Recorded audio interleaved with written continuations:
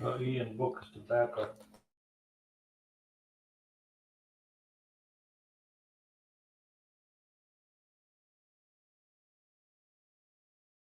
All right, what's up, everybody? Welcome into another edition of the Hockey Night Abroad Flyers pregame show.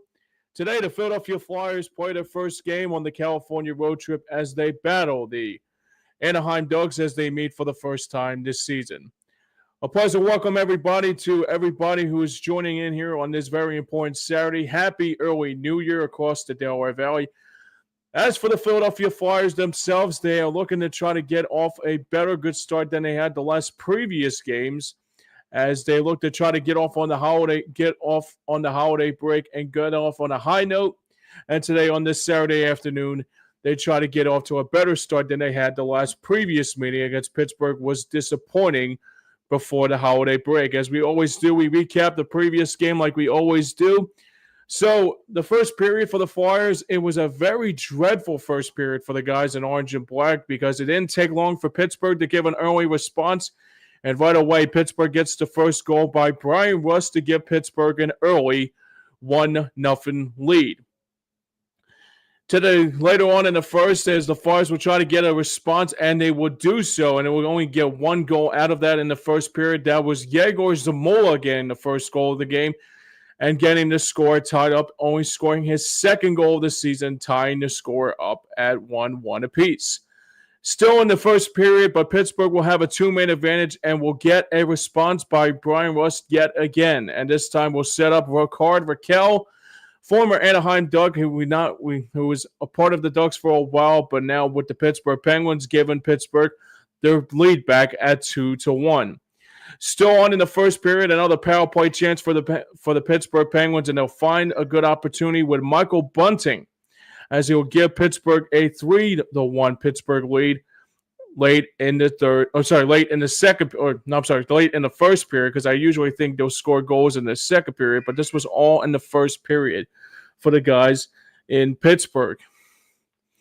But it won't be long for Pittsburgh to get another response here, and a little bit of piece of history on this night for the Penguins. This time, Sidney Crosby will make history on this very night and will make it a 4-1 Pittsburgh lead, as that would be all the case was here in that first period. 4 goals for the Penguins and only 1 for the Flyers. That was a 4-1 score as it get closer as it was at the end of the first period. So to the second period we go, as the Flyers are going to try to get a response, and will find one with Noah Cates getting his fifth straight goal in his first few games, as he will get credit for this one, and he'll make it a 4-2 Penguins, or cut the deficit to a 4-2 Penguins lead.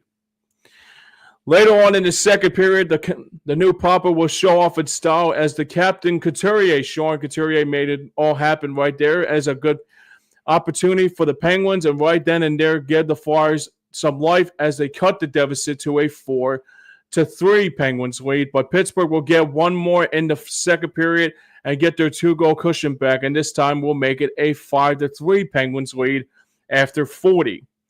But Pittsburgh will score 2 more times in the third period, but late into this third period, it was a late chances for opportunities of empty netters for the Penguins, and will score 2 more to cut the deficit to make it a 7-3 final score that night in Pittsburgh, as the Penguins took advantage of it closely enough, but instead it was a 7-3 final and I wouldn't say brutal game for the Flyers, but it's something that the Flyers have to do better on, but it was something not to brag about. It was a lopsided game, but the Flyers, on the other hand, lose this one in Pittsburgh on Festivus night. There was a lot of airing of the grievances that night, I can be sure.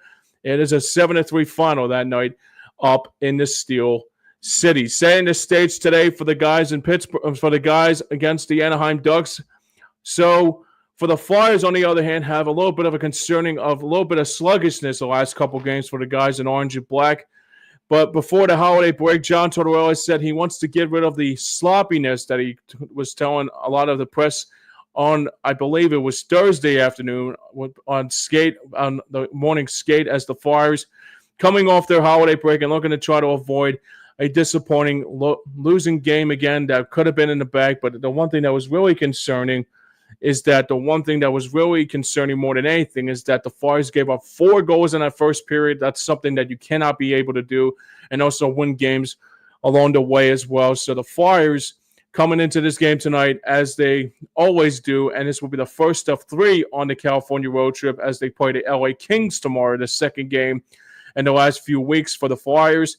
And they'll close out 2024 against San Jose at the end of the new year. So who's trending up and who's trending down on this night for the Flyers? Basically, who's playing it and who's trending up and who's trending down. So for who's trending up, it's been Noah Cates as of lately, who has scored the biggest high expectations of scoring 5 goals in his last 5 games, and looks to continue that trend today against Anaheim. So I expect more of the same of Owen Tippett. I expect more of the same of Sean Couturier, and even more Travis Konechny along the way as well. So it's good to know a couple players who are trending up on this very good night. That the Flyers, on the other hand, have looked very well. They look very well in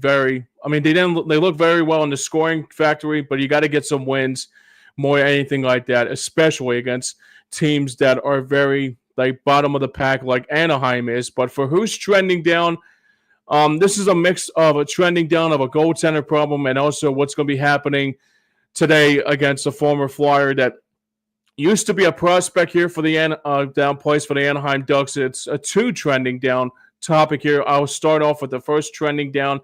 It is former Flyers prospect Cutter Gauthier, as he was traded last season and he did not want to play for the Flyers. So this will be the first test for the Flyers to see what he has in store against his former club. And I expect there will be a little bit of bad blood between the Flyers and the Anaheim Ducks in this game. So I expect more of the same here today on that very front. But for who's my trending down number 2? Well, it's a big story that's been the big story for the last handful of years for this Flyers club, and that is a goaltending problem.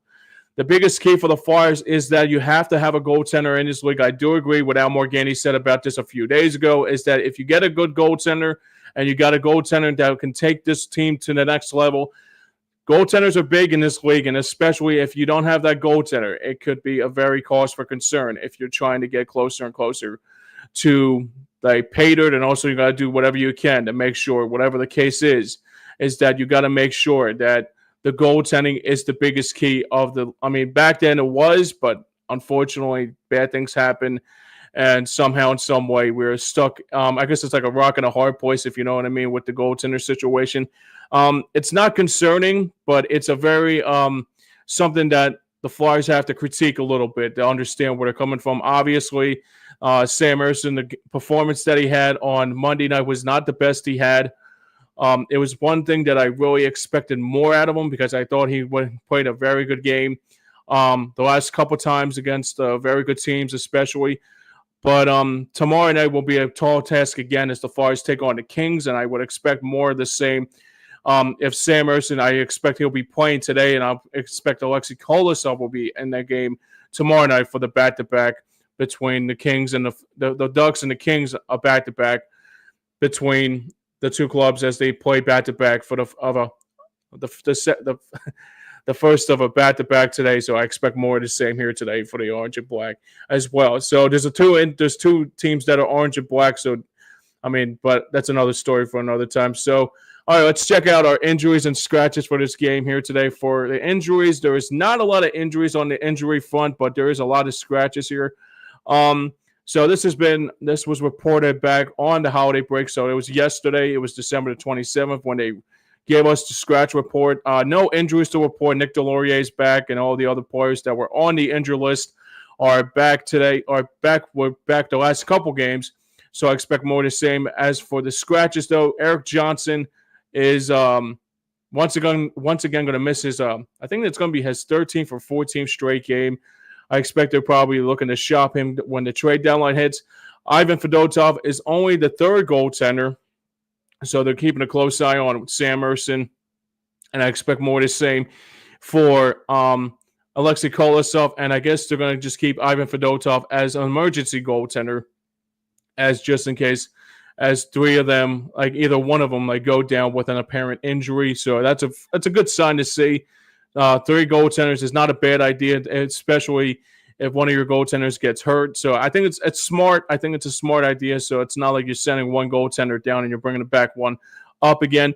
And the only scratch that's a healthy scratch in this game today is Ala Lexell, as Lexell being recalled again by the Lehigh Valley, recalled up by the Lehigh Valley Phantoms. He played, I believe it was last Saturday against the Columbus Blue Jackets, but he got sent back down to Lehigh Valley. So they brought him back up again, and this time he'll be a healthy scratch. So I expect him to be back in the lineup either tomorrow or the San Jose meeting on New Year's Eve. So let's check out our starting goaltender matchup in goal today for the Flyers. It will be, like I mentioned, it will be Sam Ersson once again for the Philadelphia Flyers, who is 7-6-2 this season and has a goals against average of 3.28 on this season. And I would expect probably a better performance by them today, especially more so against a struggling Anaheim club. And in goal today for the Anaheim Ducks, it's not John Gibson. It is Lucas Dostal. Who's 8-9-3 this season. Who's 8-9-3 this season and has a goals against average. Kind of weird that he has a better goals against average than Sam Ersson, but I guess that's what happens if you give up 4 goals against Pittsburgh on that Monday before the holiday break. So like I say, he's 2.7. He has a 2.77 goals against average today. So I expect him. It could be a good matchup between the Flyers and the Ducks. So I said, like I said, Ersson in goal for the Flyers and Dostal in goal for the Anaheim Ducks. And as for our predictions, before we go, I expect more of the same here today. That the Flyers will look better that they had the last couple games. I expect more of the same as the other games that they had before that. The one thing I have to say that really made me realize that the Flyers have to get a better opportunity is, sure, the Ducks are not a bad team. They're a good team, but this will be a good opportunity to have a get-right game. I expect more of the same here today. I really hope it will be like a similar performance like they had last Saturday against Columbus. So I say the Flyers will win today. I think the Flyers will probably either win this game today or they'll probably lose it and then win tomorrow at Crypto.com Arena in Los Angeles. Like I said, a second of a back-to-back between the two clubs. So tomorrow we'll see. I would expect the goaltender matchup will be Alexei Kolosov, and I expect more of the same.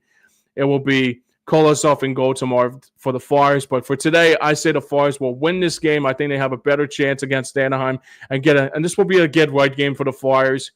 So I expect more to see. I would like to see more of Noah Cates and also Travis Konechny, and even more so as Sean Couturier and everybody else here look to have a better opportunity than they had the last previous games. So for the Flyers, I expect them to win today, and I think it'll be a good win for them to get off the holiday break on a high note. All right, that will wrap up us. That will be a wrap here for the Hockey Night on Board Flyers pregame show. But remember to stay tuned after the game for the Third Line Drawn postgame show on Stream Punk Entertainment immediately after when the clock hits zero, and as the clock goes immediately when the game goes final. So I'll be back for the post-game show with Joey Marks and also Pat Bernard behind the glass.